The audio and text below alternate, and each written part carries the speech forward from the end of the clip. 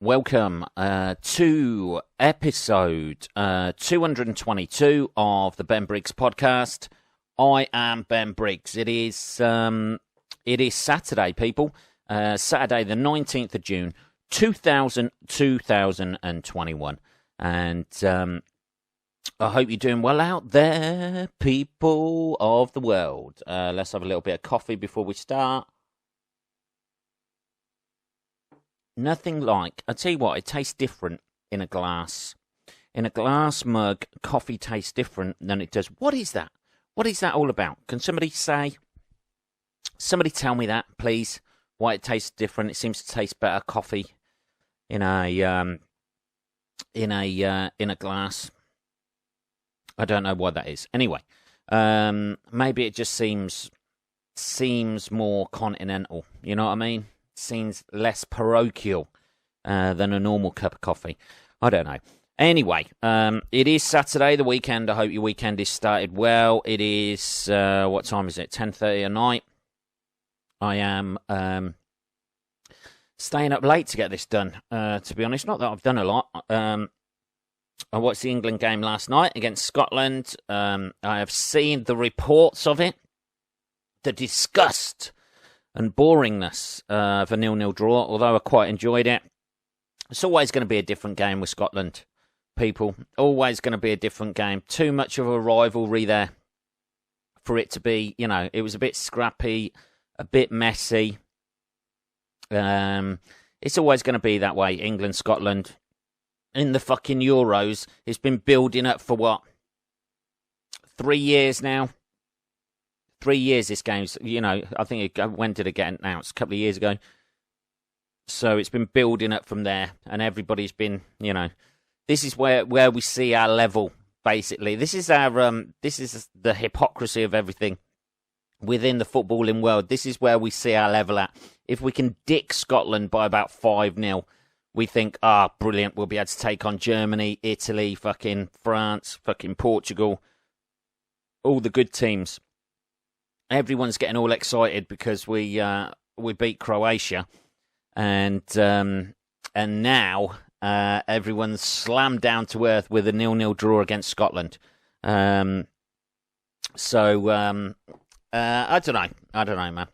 It was all right. I quite enjoyed the game, to be perfectly honest.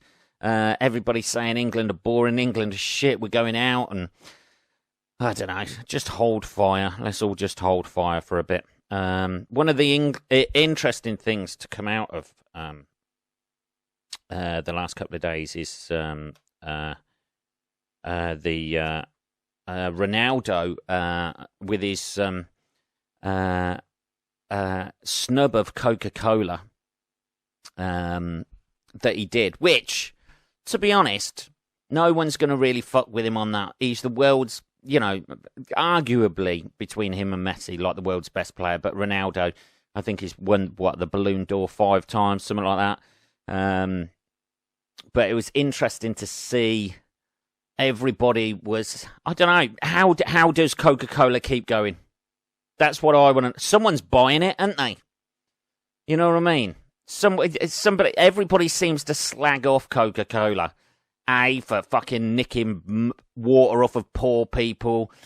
B, for fucking having a high, trying to corner the market and monopolise the fucking soft drinks market.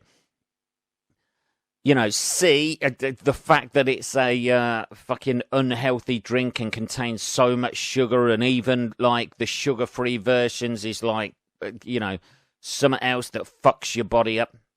They're still keeping going somehow, aren't they? I was drinking Coca-Cola on the podcast the other week, wasn't I? Even my hypocrisy has no bounds. There we go. It tastes fucking nice though, doesn't it? That's the thing, isn't it?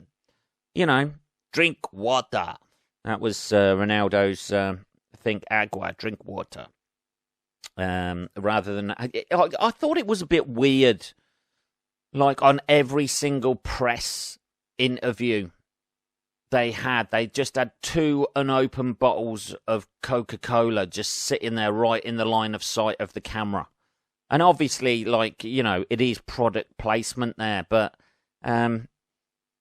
more so than you'd have thought they'd have. Like, usually they have the advertising behind them. They don't actually have the product, sitting there in front of them.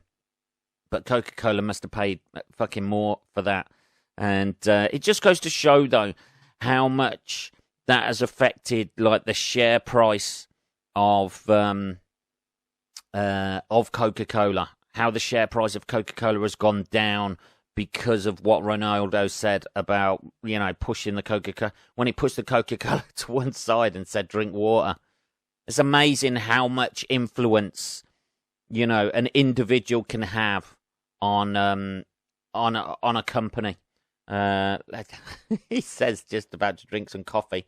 Hey, drink coffee, man. I bet the Coca-Cola executives were fucking pulling their hair out after that, weren't they? Bit more coffee there, sorry. Yeah, I bet they were pulling their hair out after that, weren't they? I mean, if you're willing to tap into the water supply and nick, like, water off of poor people in third world countries, you're kind of all about the profit, aren't you? You know what I mean? If you're willing to do that, you're putting human rights and wasn't it Nestle or someone like that, like who tried to say that water wasn't like a human right or something like that. You know what I mean? I know it's not like, no fucking slavery and all that sort of thing. Nestle try to water. That's gonna Nestle trying to own water. Here we go. Water is not a human right. Yeah, the CEO. That was 2018. Was it 2018? Is that the article? CEO of multinational company that makes billions annually selling bottled water called the idea that human beings have a right to water extreme. Isn't how much of a fucking megalomaniac fucking we want to control all the fucking water. That's what we're going to do. What's the Coca-Cola thing? Coca-Cola steal water. In India. Stealing water in India, yeah. Indian traders boycott Coca-Cola for straining water resources. Fucking hell. Hey, you don't need water. You can buy a fucking can of fucking Coke off of us after we've polluted it with fucking shitloads of sugar. You'll stay awake more when you're making those fucking night trainers out there. Do they make them in India? I don't know. It's just, it's that'll be the next. That would be a more realistic Bond film if he just went in and just like started. Like in a Bond film and that sort of thing, it's always some massive big thing where thousands of people, millions of people are going to get wiped out by a bomb or something, or they're trying to control something in there. They've never actually got that close to the knuckle with a Bond film that they just go in and just James Bond just goes into the fucking undercover in a Coca-Cola factory and sees how much they're trying to fucking control the water supply of poor countries. It's fucking horrendous when you think about it. I'd take my hat off to Ronaldo for doing that. Although, I imagine he's not sponsored by fucking Coca-Cola. But he's not, no one's ever gonna, like, in this day and age, no one's ever going to take any sponsorship away from him for doing that. It's like Nike or whatever. I think it's sponsored by Nike and various people. Who's Ronaldo? Who Ronaldo's sponsored by? Like, we're Googling like mad today.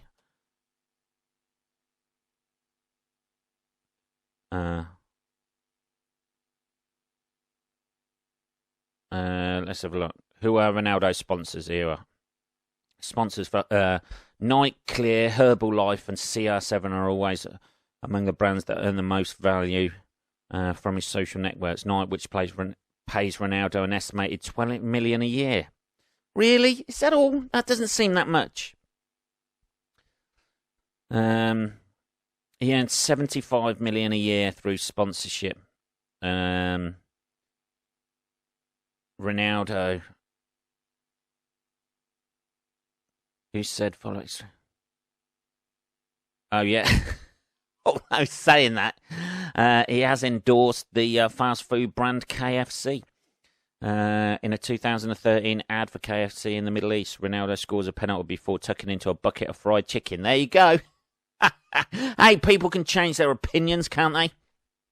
You know, I've turned into one of those people now who trolls the back catalogue trying to pick something out. And it's a good thing that he did there, isn't it? And I've become what I've hated, as we all do if we live long enough, people. Isn't it? I'm sure Martin Luther King would have advocated against the Black Lives Matter movement if he'd have lived long enough. I don't know. I'm not too sure about that. That's dodgy ground, Benny boy. Just him going, I don't believe in this. Yeah, fucking hell. Yeah, so, but it was interesting to see how other countries, particularly England, refused to join in the Coca-Cola snub. It was quite a big thing. He sort of like just moved it to the side and said, drink water, and gave it a little fucking just a little sly little glance and a little smile when he did it. But it's interesting to see that the other countries involved didn't do that. People who don't wield that sort of power, he's got to the stage in sport where he is that powerful now, that he can just do stuff like that, and he doesn't really give a fuck about it affecting his sponsorship deals or anything like that. I'm sure he does if he lost like big people like Nike and people like that, but it was one of those situations where you're it kind of restored your faith in humanity a little bit. Somebody who hadn't been completely corrupt. It'll probably come out next week. He's being sponsored by Volvic or some water company, and this is all a big thing. And I'll go, oh Jesus Christ! Even this, man, even this, isn't it? Something that looks to be fucking, like purist, and somebody who's actually using his celebrity for a good thing. Even that's been corrupted. Oh, fuck me. If that happens, man, we'll just fucking play the last post on the podcast of when that happens. So apparently it's wiped off billions of Coca-Cola's value, him doing that, which is it just goes to show how much the value we put in things, and how our financial system is really just set up on confidence. In there, it's like we put our whole financial institutions and that sort of thing are just backed up by confidence of whether people believe in that product or believe in the shares and believe there's value to those shares. Isn't it? And if people don't believe that, so, one person can just like fucking wipe off billions. What he should have done, he should have somebody working in the fucking stock market. He could make a fucking killing by just like snubbing various products and slagging them off, and then those shares just plummet and everybody, they buy them, and then he goes, actually, they're all right again. And it goes up. I imagine people do that anyway, don't they? I've watched enough. What's the one where they made what's that film where they made a killing in 2008? Film about shares, 2008. What is it? Margin Call? The Big Short. That's it, isn't it? Yeah, that's the one with Christian Bale and Brad Pitt in it. I'd love to. It just goes to show, doesn't it? What sort of like a thin thread that holds our society together, doesn't it? Something like that. Just it just illustrates that, doesn't it? Where one person's opinion on something, because that person is a fucking influencer, a proper influencer, not somebody who just takes pictures of their fucking arse on fucking Instagram. I don't know what they're influencing. They're influencing other girls to set up Instagram accounts who have got a big ass and get followers. Mainly men, I imagine, going, oh, fucking look at that big fucking ass. I want to see more women with a big ass. That's it, isn't it? It's thinly veiled, isn't it, Instagram? Instagram's thinly veiled with, hey, man, this is a positive thing I'm doing, and I'm a positive, hey, man, I'm all body positive and stuff like that. But, every second picture they take, there's a hint of nipple. You can see a panty line or something like that, isn't it?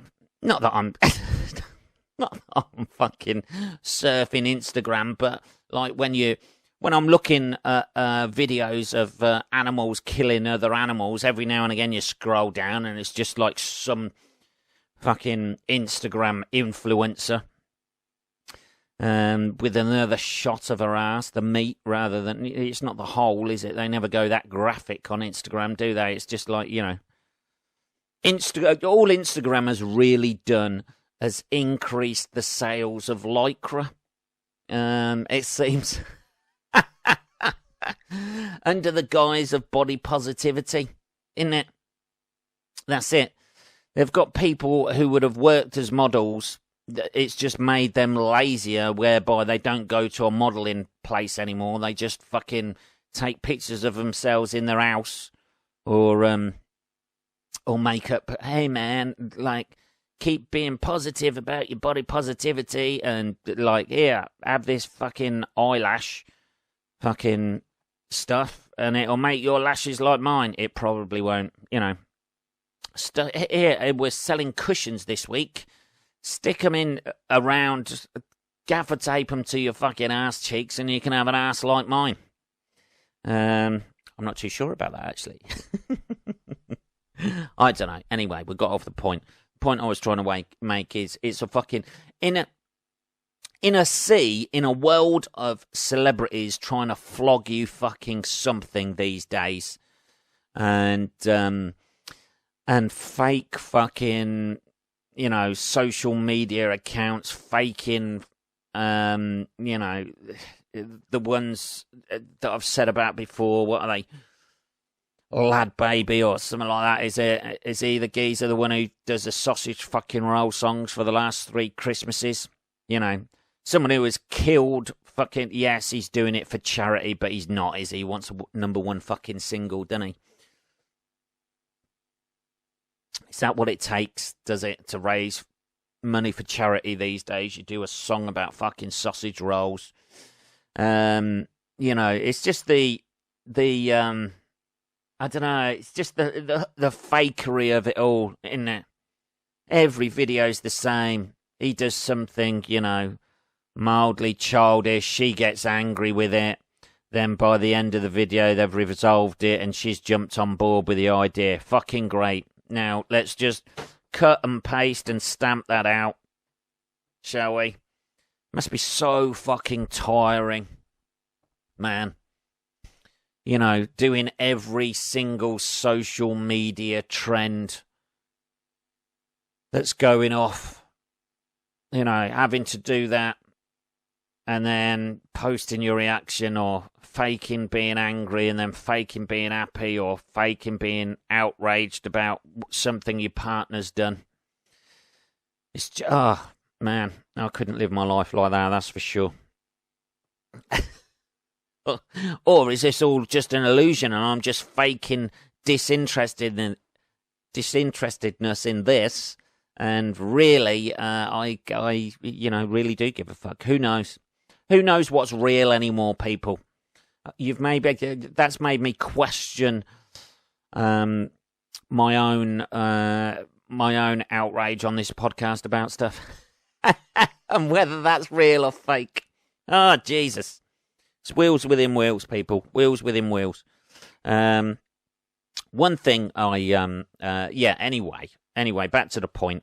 It was nice to see a fucking well-known celebrity actually like doing something fucking genuine for once. And the fact that shares of billions of pounds have been wiped off Coca-Cola. All you need to do is just stop buying Coca-Cola. I know I was drinking it on here the other week or whatever, a couple of weeks back when I know, I can't help it. It's all I had in stock. I'm not going to drink Pepsi. I'm going to go for the best. You know what I mean? And I'm sorry about people. You know, it's making me want to send a bottle of water to fucking India now. Just to replenish their stock. But that's basically it, though, isn't it? All you have to do is stop buying the product and the company will go out of fucking business. Isn't it? You know, global hypercolour T-shirts. Don't see them anymore, do you? They were fucking everywhere. At one point in my youth, people fucking breathing on your T-shirt and shit like that so it changed colour. Don't see them anymore. Anyway, also, on a positive note, let's keep this positive as well. The old Scotland supporters cleaning up all the litter. Nice to see, wasn't it? I imagine they were taking that home to get the remnants of whatever was left in there. I don't know. Oh, there's a little bit of coffee left in there. Well, we'll store that away and we'll give that to Mother for a Christmas present. Yeah, that was nice to see. That was a nice thing to see. You see, there's still nice people out there. That was after the game. I would like to know, though, whether if we dicked them 5-0, and I say we because I am, if anything, an Englishman, and that is pushed more to the forefront when we play Scotland or any of the home nations, Wales, Northern Ireland. Obviously, with Ireland not being a home nation, but Ireland, the Republic of Ireland, when we play them, it's always a bit... To be honest, when England play anyone, it's always a bit... You know what I mean?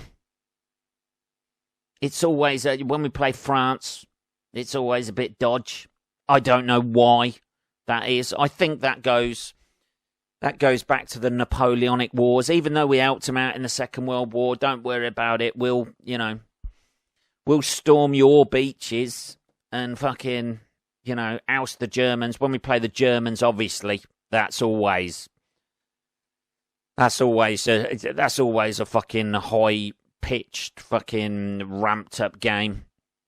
Because, A, of the wars, both of them, don't know if you're aware of them. Obviously, because of the 66 World Cup final when we beat them. Obviously, because of, various World Cups and Euros when we've lost against them since then. On penalties and fucking, all that sort of shit. Yeah, so that's always it's really the Scandinavian countries that we don't really give a fuck about playing. Anyone like Sweden, Denmark, yeah, they're all right. We don't give a fuck about them. That's fine. Anyone who's not been a major military nation in history, you know what I mean? You can discount the Vikings, the Dutch. We don't mind them too much. Portugal, maybe a little bit more. After the old Ronaldo wink when Rooney got sent off, but Italy, yeah, it's always a dodge. That goes back to the war, doesn't it? Turkey, that probably goes back to the war as well, doesn't it? Weren't they with them? I don't know. I bet there's always games like that, isn't there? But it's bloody nice to see that the old Scottish cleaning up a little bit of the mess. I imagine they'd have fucking decimated the place if we'd have whooped them like about 5-6-0. Half of London would be on fire. There's just people running around with fucking blue and white painted faces and kilts, getting fucking Mel Gibson flashbacks. I don't know, people. I don't know. I'm quite enjoying it so far, though. I've been watching quite a few of the games, and it looks like we're out of the group. I think something's got to go drastically wrong for us not to get out of the group stage now. So the next game should be formidable. I'm thinking formidable. No, I don't know. A formality. That's what. Fucking hell, man. Jesus. I ought to start doing these podcasts earlier, man. Nearly 11 o'clock, gone 11 o'clock, and I'm struggling for words. With regards to the house and everything, oh god, man, the move is it's just dragging on, man. I am still building furniture, by the way, like a fucking ledge. I've got it nailed down. Every fucking single. I've fucked up kind of fucked up a little bit every single bit of furniture I've put together, but I've done so much of it now. I've become a fucking wizard. My initial date for moving and completion was is going to be the 9th of July. That ain't going to happen because there's fucking shitloads left to do. My solicitors, I don't know what they do. If you are a solicitor out there and you deal with conveyancing and house moves, I fucking take my hat off to you, because you seem to be, my solicitor seems to be charging for fucking doing fuck all, basically. You can't get through to them, you can't ring them. You leave messages, nobody rings you back. What is that? What is that these days? Is everybody texting? Am I meant to be texting my fucking solicitors these days? Or FaceTiming them or something like that? Because you leave a message and nobody fucking gets back to you these days. Nobody gets back to you about anything these days. Nothing at all. Oh, no, but you feel like saying, when you're on the phone to them as well, and you leave, you're, such and such is on the phone at the minute. I won't say her name. She knows who she fucking is. Is there any chance you could get her to give us a ring back? It's Ben Briggs. This is my number and stuff like that. Yeah, no problem. As soon as she's off the phone, I'll get her to give you a ring back. You feel like saying, no, you won't. You won't. What's going to happen is, you're going to tell me you're going to fucking ring back. You're not even going to give her the message. And I'm going to be ringing you back and speaking to you again in 2 hours' time when she hasn't rang me back, for you to say, I'll get her to give you a call back. Is that it? Should we just dispense with this roundabout cat and mouse game? You know, whereby, you know, I leave a message, you say you're going to pass on the message, you don't pass it on and that sort of thing, and just say, I'll just ring you 4 times in succession, once after the others. You get all of those things out the way, excuses out the way, and then you just get her to give me a call back in a fucking week's time or something. Jesus. This is people I'm fucking paying, people. I mean, admittedly, it comes out of the house sale. After the house sale goes through, then the solicitors take their cut or whatever it is. But you would have thought, you know, they'd want to get the house sale through so they can get the commission off the back of it. You know, just slightly. I don't know. I'm just absolutely bamboozled with A, what they do, and B, how they've got the fucking balls to even not even bother calling you back, or not even fucking emailing you back, or, you know. Oh, hi. Or if you finally get through to them and they're like, oh, hi. Right. I didn't get any messages. Somebody's bullshitting here. You know what I mean? There was one thing where they had They have to send off, like my buyer solicitors have to send off a list of queries and inquiries that they've got and that sort of thing, and questions to ask me. One of the fabulous questions they asked me, it's a ground floor flat, and asked me if it's got a balcony. Work it out. Yeah, that's it. Yeah, it's a balcony that's about like fucking a foot off the ground. That's what it is. I'm just one of those people who insists on having a balcony, but I'm scared of fucking heights. That's what it is. Jesus fucking Christ. Classic that, isn't it? Has it got a balcony? Is it under a flight path from a major airport? I'm in fucking Northampton, mate. I'm about like 60 miles away from the nearest major airport. You know, I don't think it's really going to be an issue if a plane's flying over here, because they're going to be about 30,000 feet above the house. Has that got clearance on the balcony? There's no fucking balcony. Anyway, so I'm endeavouring to fucking chase that shit up. Don't ever sell a house. Don't ever buy a house. Just rent. That would be my advice to anybody out there thinking about buying a property. Don't, because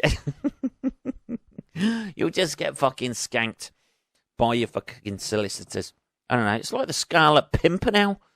I don't know. Maybe it's modern day solicitors. Maybe this is the fucking, the mental health culture. Oh, I don't really want to be.